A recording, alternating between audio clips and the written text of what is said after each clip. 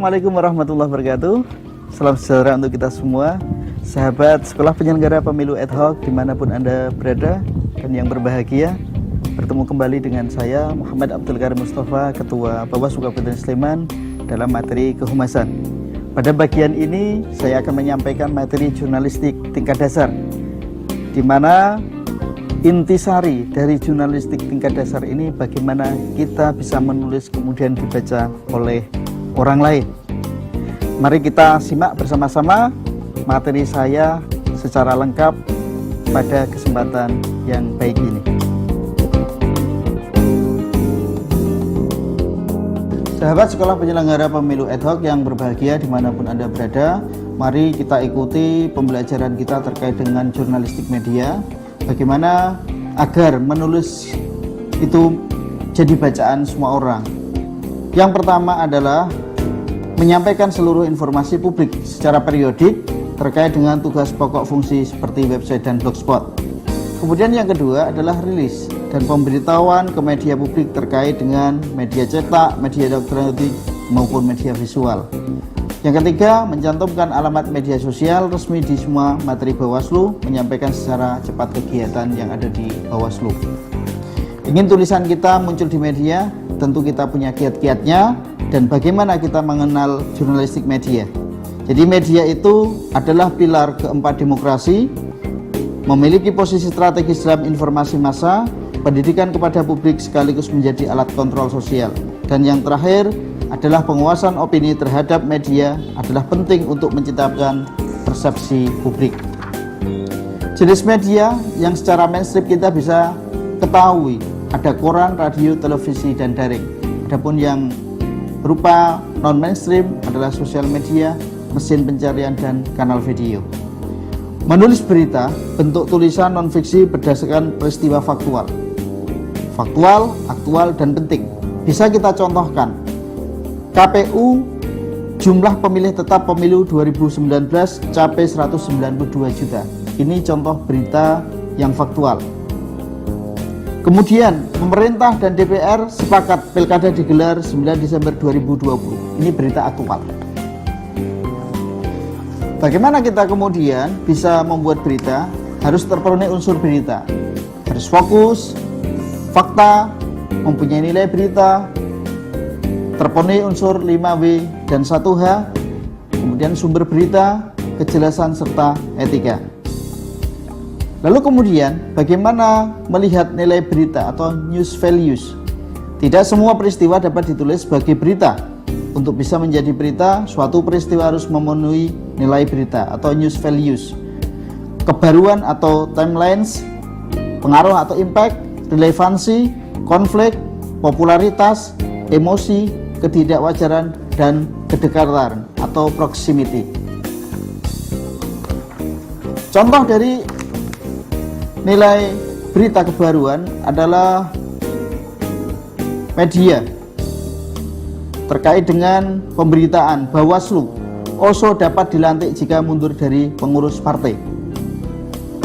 Pengaruh atau impact ada di Harian Republika, contohnya Bawaslu rekomendasi rekapitulasi DPT nasional ditunda. Relevansi, ini ada contoh dari koran Tempo yang menyatakan musisi RUU permusikan membawa kembali ke zaman Orde Lama. Kemudian konflik, ini ada di Occasion, contohnya dengan judul melihat kembali visi misi Jokowi dan Prabowo di debat perdana Pilpres 2019. Atau ada di Harian Jogjapolitan dengan judul Bawaslu antisipasi potensi kerawanan Pilkada Sleman. Popularitas atau prominence dengan contoh judul Jose Mourinho dipecat.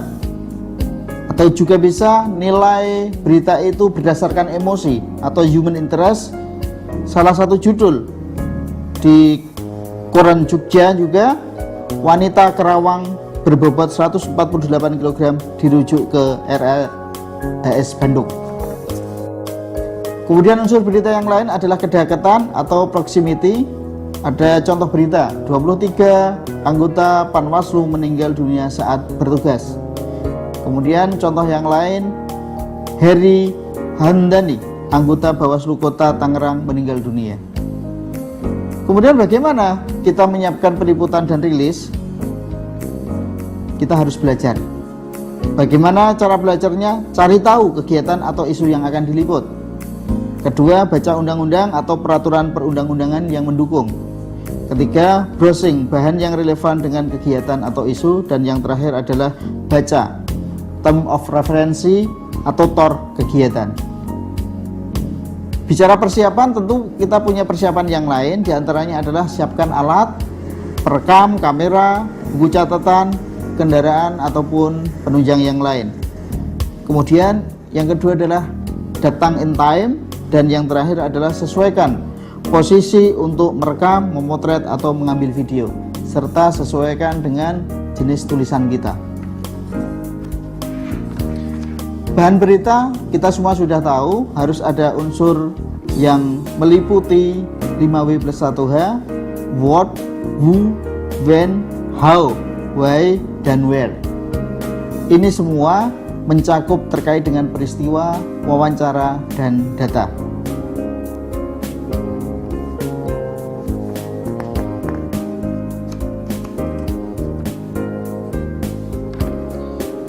Bicara 5W+1H, sahabat SPPA yang berbahagia, jadi who itu menentukan siapa atau subjek yang kita tulis. Kemudian what, apa yang dikerjakan oleh seseorang tersebut sebagai subjek. Kemudian where, posisinya di mana kegiatan itu berlangsung. Kemudian when, di mana acara itu terlaksana.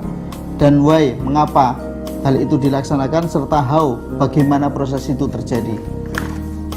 Kita bicara angle berita. Yang pertama, sudut pandang wartawan, penulis warta terhadap sebuah peristiwa yang dituangkan dalam berita. Ini berfungsi untuk membedakan isi berita antara satu media dengan media lainnya. Kemudian contohnya terkait dengan angle berita ini, Bawaslu rekomendasikan penundaan penetapan DPT. Bisa kemudian kita rangkum menjadi penetapan DPT ditunda. Kemudian contoh yang lain, Bawaslu putuskan Partai Gelang lolos verifikasi. Bisa kemudian kita tuliskan menjadi Partai Gelang diputuskan lolos verifikasi. Sahabat SPPA yang berbahagia, kalau kita bicara jurnalistik dasar, kita bicara piramida terbalik. Jadi pesan berita disusun secara deduktif, kesimpulan dinyatakan lebih dulu pada paragraf pertama, baru kemudian disusul dengan paragraf penjelasan dan uraian yang lebih rinci. Kita letakkan judul berita paling atas, kemudian informasi paling penting ada di bawahnya, kemudian informasi penting ada di tengah, dan yang paling bawah adalah detail tambahan atau informasi-informasi yang kurang perlu. Asumsi pola piramida terbalik. Yang pertama, memudahkan pembaca, runtut sistematis dalam membaca. Kemudian yang kedua, memudahkan reporter atau editor memotong bagian berita yang tidak penting. Yang ketiga, memudahkan penulis dalam menyusun pesan. Dan yang terakhir adalah memudahkan pembaca menyimpulkan isi berita. Selain kita bicara piramida, kita juga bicara lead berita atau biasa disebut dengan teras berita. Menulis lead berita merupakan bagian yang paling sulit karena harus menyajikan fakta penting dan menarik minat pembaca. Karena ingin menonjolkan bagian penting, lead berita merupakan ringkasan dari berita. Lead berita umumnya memuat lengkap unsur-unsur berita, sebagaimana yang saya sampaikan tadi, 5W+1H.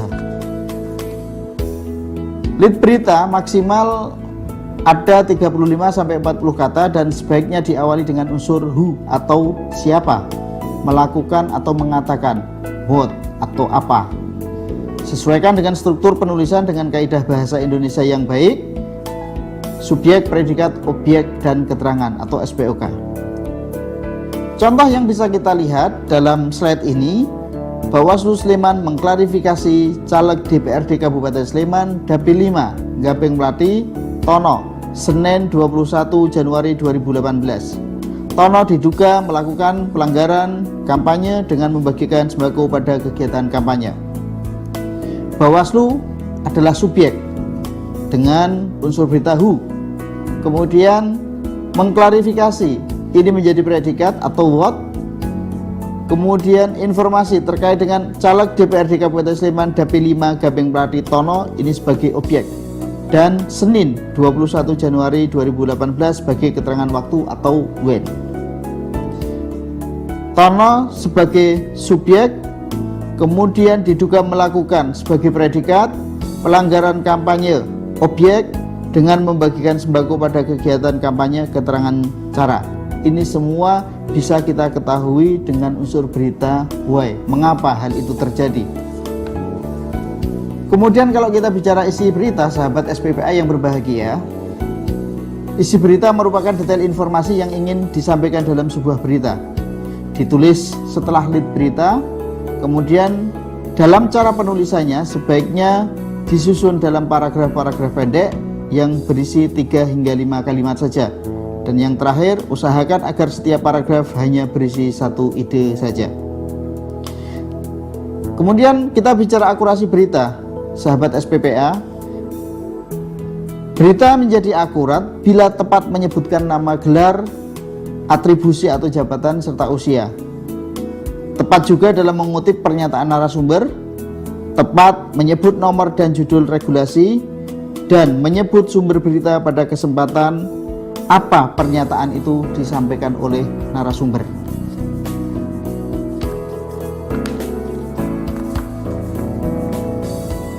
Tips yang selanjutnya adalah sahabat SPPA, bagaimana kita melakukan penghematan kalimat. Jangan bertele-tele, kalimatnya pendek atau padat, pesan jernih dan jelas. Jika butuh kalimat panjang agar jelas, jangan diperpendek. Contoh ada dalam slide ini.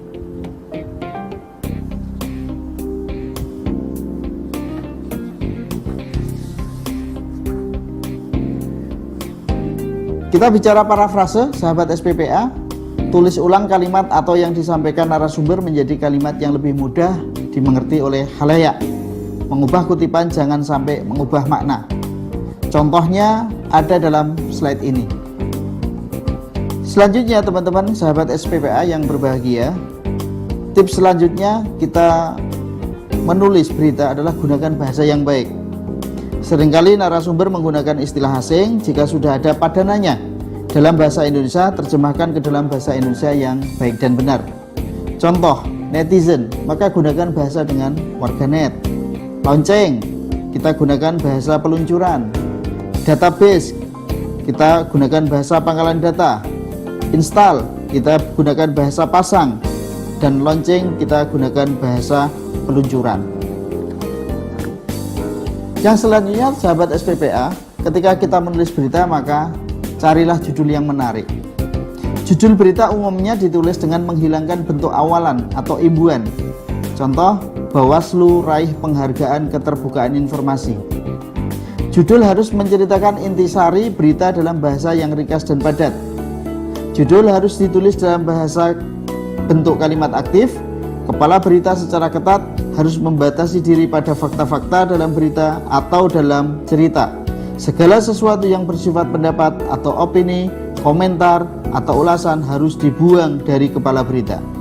Jadi, judul berita menggunakan kata-kata yang sederhana dan mengandung kata kerja aktif. Dan yang paling penting, usahakan maksimal 7 kata. Demikian sahabat SPPA yang berbahagia, tips-tips bagaimana kita menulis berita yang baik, dan semoga kita bisa membuat rilis, membuat isi berita dengan baik, akuratif, dan tentu kita bisa membranding tulisan kita untuk dibaca oleh masyarakat secara umum. Demikianlah sahabat Sekolah Penyelenggara Pemilu Ad Hoc dimanapun Anda berada. Kita sudahi kesempatan yang berbahagia ini. Materi sudah kami sampaikan dengan sebaik-baiknya. Semoga mendapatkan manfaat dan kita bisa mengaplikasikan ilmu jurnalistik tingkat dasar ini untuk kebutuhan kita bersama. Terima kasih.